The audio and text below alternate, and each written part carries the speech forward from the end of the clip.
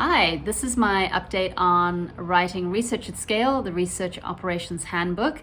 And I have been on a break for a little while, mostly because I've moved house, which is great news because it means that I have got a bona fide office in order to, like a home, a brain cave, to be able to do my work in, which is really, really amazing. So I've been busy, since I guess I've been back at writing for about a week and a half now, a couple of weeks, and working again on my chapter on knowledge management. And it is a huge topic, a massive topic. I knew it was big at the start, and having worked in research ops for a decade, I have looked at the stuff, I've researched it, I've spoken at length with other people who've been working on knowledge management, and I've always known it was a big topic, but I'd never had or taken the time to really dive into it and understand it in the way that I am now. And it is bogglingly big. I have got about 15,000 words on paper around this. 5,000 of them I'm happy with, and the other 10,000 are very draft and in need of work. And I suspect there's even more to it. But one of my big questions, particularly in researching for this chapter, has been, and particularly in seeing the depth of research and knowledge that's available on knowledge management, information science, library science, and so on and so forth, is holy moly. It is not my intent or work or possibility that I might write a chapter that gives you everything you need to know about information science or librarianship and so on and so forth. I have got sort of 15,000 words to be able to give something of value. And what am I trying to give when, if you research books on information science or library science and so on and so forth, there is an enormous, you could literally buy libraries worth of books on library science and information science. There is even an encyclopedia of information science, which is massive. It costs thousands of dollars, and I think it's something like 25 volumes, and they're pretty meaty volumes. So looking at all this and doing some reading, I realized two things. Number one is I could very easily get stuck down a rabbit hole of trying to understand all of it and essentially be taking myself through a 4 or 5 year master's degree in information science, which would mean I would never write a book. And it's not necessarily what my goal is. And so how do I look at all this and bring something of value to you? And really, I think where that is there is a lot of experience in the user research world around what works and hasn't worked in our spaces.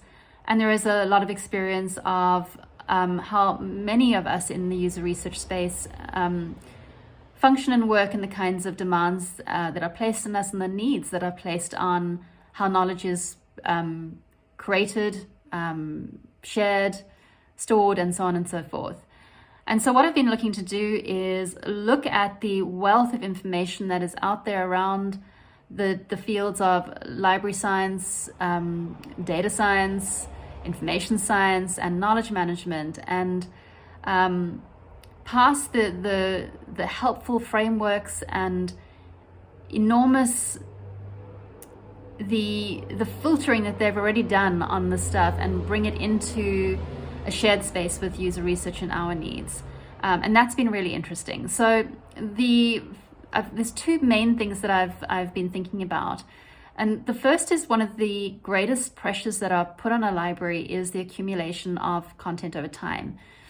And so oftentimes, and so often, if you do enough interviews in the user research space around libraries and why they failed, there's many reasons that they might have failed. But oftentimes it can be that you had a small group of researchers who put together a catalog or something that worked at the time, but even if their team didn't necessarily grow in a huge way, the fact that 5 people collecting 5 documents a week means that's over 5 weeks they've got 25 documents, but over 10 weeks they've got 200. What did they have? Another 50 documents over 10 weeks, and over, I guess, 15 weeks they've got 75 documents that need to be managed, and so on and so forth. And so there's really this interesting matrix of, even if your team doesn't grow, provided they are producing, your content grows. And the more that the content grows on its own, the more management that's needed in that content to make it findable. And so that's been something like an interesting fulcrum, I guess, that I've been thinking about and looking at. And I think it is one of the primary ways that we make a mistake. I think the second thing is that very often in the user research space, and I think that's starting to change more and more, we, particularly compared to the amount of knowledge and study and complexity there is in, let's just call it information science for now, although this librarianship and archiving and so on and so forth, we will be pretty flippant when we say, well, let's get a library together, or let's manage our research knowledge, and we just kind of procure a tool, or at the very most throw in a consultant information architect for a little while, and then we step away from it and we figure it's going to work, or we throw up a page with some links on it, or we get an Airtable, whatever it is. And I just feel, particularly when you're speaking about knowledge at scale, and going by my previous description, it's a tricky one, because you think of knowledge at scale, okay, well, there's a scale 5 people, 10 people, 15 people, 20 people, 50 researchers. How big is the audience and the consumers of it? And that could be hundreds or even thousands of people.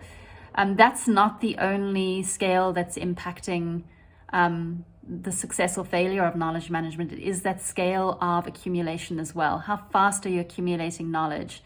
And how tidy is it when it comes through kind of the door, whatever your kind of entry portal into your knowledge management space is. So I look at this and I think, I feel like we can be pretty flippant in throwing some things in and then wondering why they fail, sometimes a month down the line, sometimes years down the line. And particularly not really paying homage to the incredible skill that already exists in this field, which is not something as research shops we very often can lean into. Much of the time we're trying to be an API between research and other specialisms like legal or privacy or IT or procurement or whoever.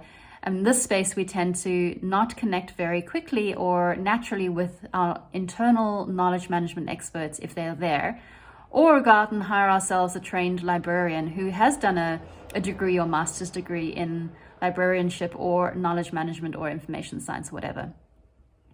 The last thing that I'm quickly realizing is the distinction between all these different fields. And this is relatively nascent knowledge for me. I'm still grounding it in my own mind and making sure that I've cross-referenced enough to be confident. But I'm reading a book currently called, it's called The Organization of Information. It's a big textbook, and I'll show it to you in a moment. But here, it's interesting because libraries work on usually on a model where you have a distinct supply chain, whether it's a publisher, and these are professional commercial supply chains. There are also people who produce content and therefore need to understand how you disseminate content.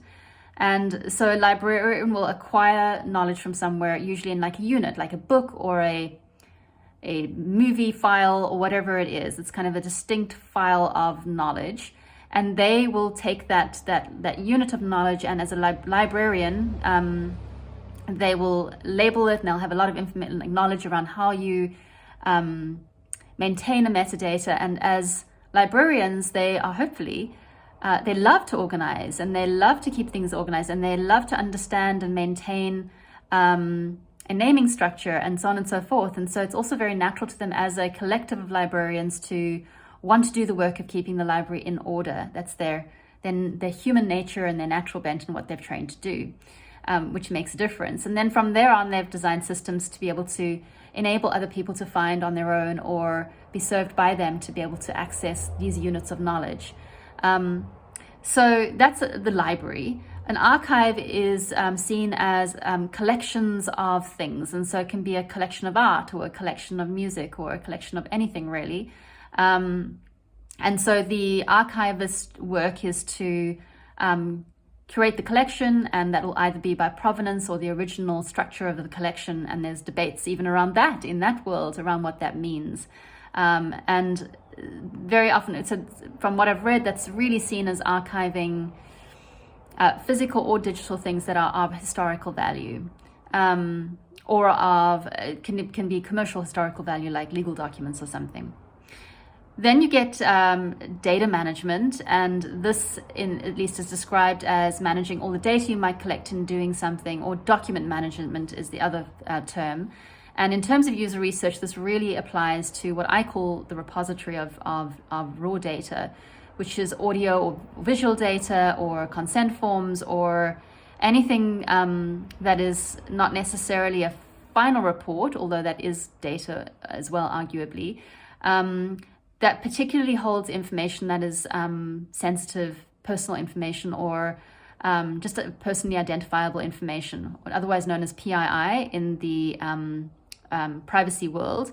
And this is information that you need to not just think about finding it again, which is important, but also how long you retain it and who has got access to it. So there's confidentiality rights on content, and so there's lots of different layers of thinking around that, and that's something that the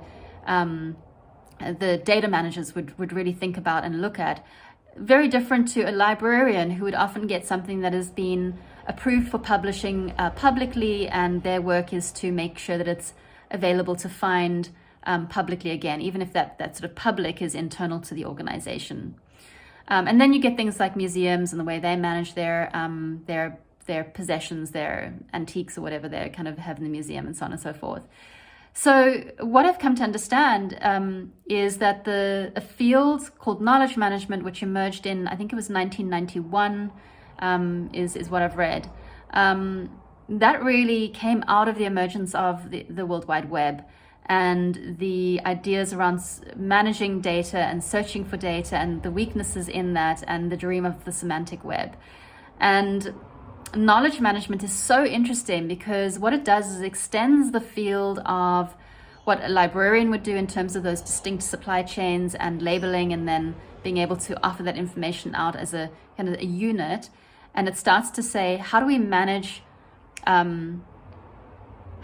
knowledge, and what even is knowledge, which is a debate that's a philosophical debate that's been burning forever and will continue to burn, where even some people are saying, well, no, we are information managers, not knowledge managers. Knowledge lives within the central nervous system, within our minds, and information is something that is the translation of knowledge into physical form, in symbol or in sound that's recorded on tape, or something that information is then shared onwards. And so what we manage is information, not knowledge.